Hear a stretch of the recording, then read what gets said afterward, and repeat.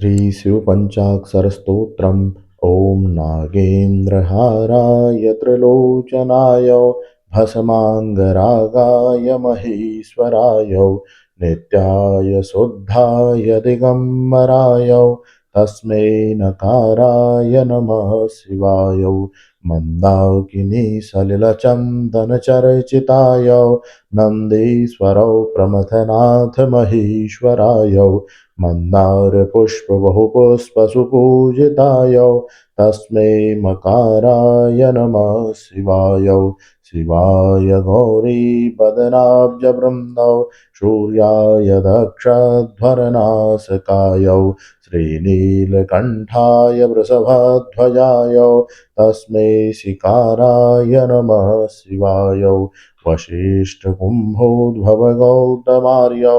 मुनीन्द्रदेवार्चितशेखराय चन्द्रार्कवैश्वानरलोचनाय तस्मै वकाराय नमः शिवाय यक्षस्वरूपाय जटाधराय पिनाकहस्ताय सनातनाय दिव्याय देवाय दिगम्बराय तस्मै यकाराय नमः शिवाय पञ्चाक्षरमिदं पुण्यं यः पठे शिवसन्निधौ शिवलोकमवाप्नोति शिवेन सह मोदते।